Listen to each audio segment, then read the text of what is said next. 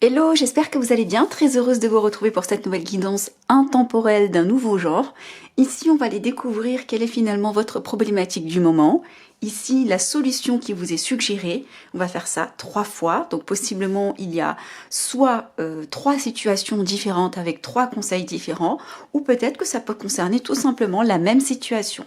Et suite, ici, nous irons découvrir l'archétype qui est concerné par cette situation. C'est souvent en lien avec du relationnel. Ça peut être une personne comme ça peut vous concerner vous.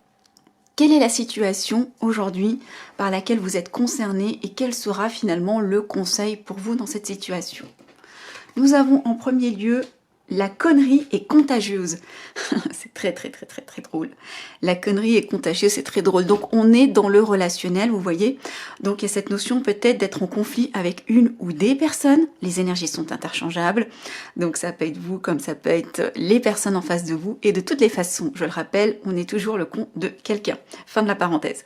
Donc ici, il y a une situation dans laquelle vous êtes frustré, dans laquelle vous êtes en conflit, dans laquelle il y a des désaccords, dans laquelle possiblement il y a même de gros désaccords. Ça peut être quand on est dans la sphère professionnelle, ça peut être de petites querelles, comme ça peut être effectivement de gros problèmes litigieux, etc. etc. Donc, bon voilà, la situation elle est que c'est un peu compliqué. On va aller voir ce qu'il vous est conseillé finalement dans cette situation vis-à-vis de cette personne ou ces personnes. Nous avons les vertus de l'effet miroir. Alors c'est intéressant. Ici, c'est pas nécessairement un conseil direct, même si effectivement on va aller dérouler et on va aller finalement décoder les conseils qui en découlent. L'effet miroir, ça vient tout simplement nous dire que vous êtes en effet miroir avec cette personne. Cette personne, elle vient appuyer sur des points de douleur que vous avez besoin de regarder. Et vice-versa. Vous faites la même chose sur cette personne ou ces personnes, puisque par votre attitude, eh bien, vous l'amenez peut-être à également observer ce qu'elle a besoin d'observer. Peut-être que vous êtes dans un triangle de Karpman, pas nécessairement, mais possible, victime, bourreau et sauveur. Donc, voyez comment ça fait écho à la situation. En tous les cas, il y a bien quelqu'un ou une situation qui vous chagrine, qui vous enquiquine, et ici, on vient vous dire que voilà, vous avez besoin de travailler l'un et l'autre sur certaines blessures. Ça peut concerner le même contexte, comme ça peut être une situation annexe. Et ça peut ne pas vous concerner par ailleurs dans ce deuxième cas.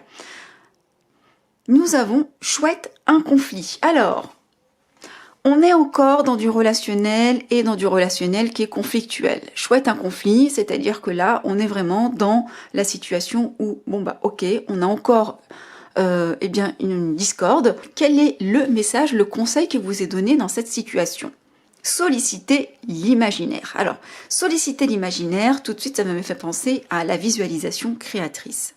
Cette notion de se dire que finalement, nous sommes à capacité aujourd'hui de matérialiser tout ce que nous souhaitons à partir de la visualisation créatrice. Pour celles et ceux qui ne connaissent pas ce principe, vous pouvez aller regarder sur YouTube. Il y a des confrères qui font des vidéos très pédagogique, très performante, donc vous pouvez aller finalement vous en inspirer. Pour les autres, il y a cette notion de se dire, ok, comment je peux ajouter de la créativité dans cette situation? Quelle est la solution? Quand on parle de créativité, c'est quelle est la solution à laquelle on n'a pas encore pensé aujourd'hui et qui pourrait finalement permettre de résoudre cette situation? Comment je peux améliorer les choses? Comment je peux gérer ce conflit? On est peut-être ici dans la même situation, hein, ok? Ça peut être tout simplement trouver une solution au sens premier degré, c'est-à-dire effectivement réfléchir à quelque chose qui peut pouvoir décanter la situation. Troisième cas de figure, ça peut être une autre situation, comme ça peut être la même situation que l'on développe.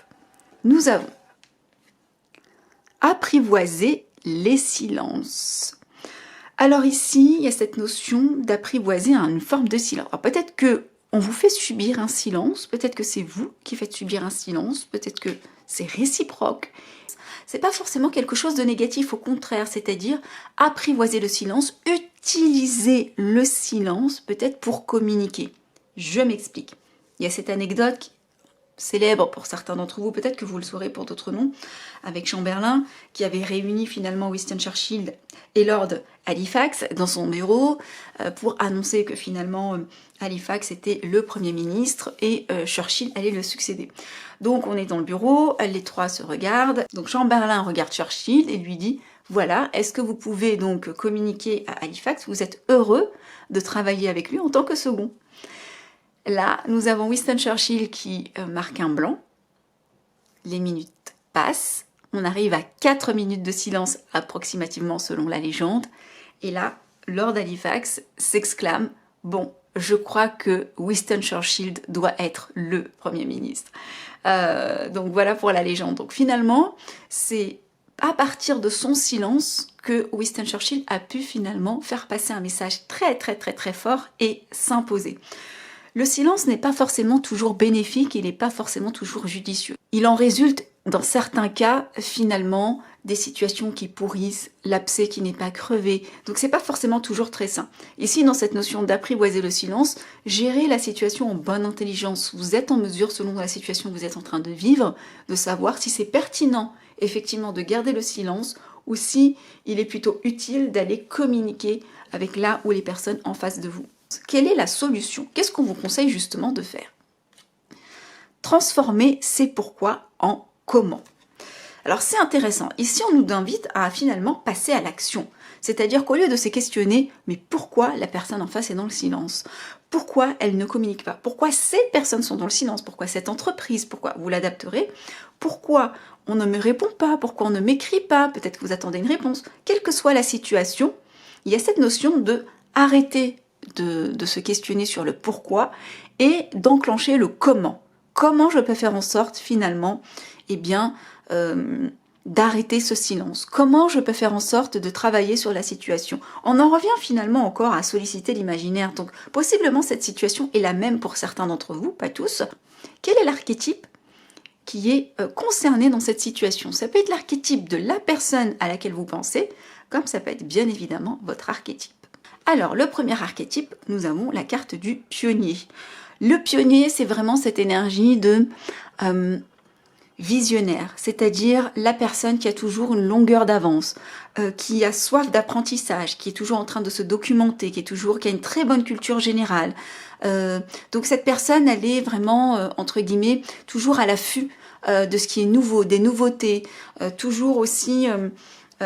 très attaché finalement aux découvertes, à tout ce qui est science, vie, nature. Donc l'archétype ici, qu'il s'agisse de vous ou de la personne en face de vous, on vient aussi, c'est une énergie plutôt positive, hein. C'est l'énergie de quelqu'un de très curieux, très curieuse, c'est l'énergie de quelqu'un qui est en avance sur son temps. Mais comme toutes les personnes qui sont en avance sur leur temps, elles sont parfois aussi indexées par l'extérieur, puisque incompris, incomprises.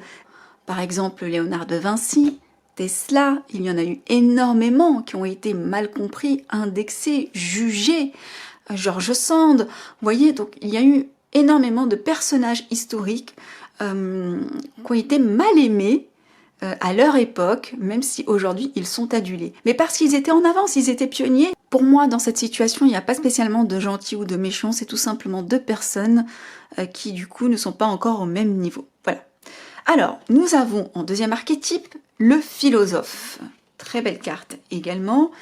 Le philosophe, la philosophe, ça peut venir vous concerner ou la personne en face de vous. Ça ressemble un peu aussi à l'énergie du pionnier, parce qu'en général, on peut être pionnier et philosophe, parce que, encore une fois, pour être pionnier, il faut avoir cette ouverture d'esprit, donc ce côté aussi philosophe. Et les philosophes sont aussi parfois pionniers de par effectivement leur perception du monde, de par effectivement leur éducation, de par leur culture générale, de par aussi leur envie de transmettre aussi au monde une autre version, une autre lecture de notre monde. Et c'est ce qui fait aussi que certains philosophes finissent aussi par être des pionniers à certains égards. Donc c'est totalement possible que ce soit la même personne. Bah écoutez, mettez-moi dans les commentaires comment cette situation fait écho au contexte que vous êtes en train de vivre avec une ou des personnes. Si vous souhaitez me remercier pour le temps que je viens de vous consacrer, vous pouvez liker, surtout vous abonner. Si vous souhaitez réserver une guidance privée pour aller creuser plus en détail cette situation en fonction de vos énergies individuelles, vous avez le lien en bas de cette vidéo. Prenez soin de vous, à bientôt.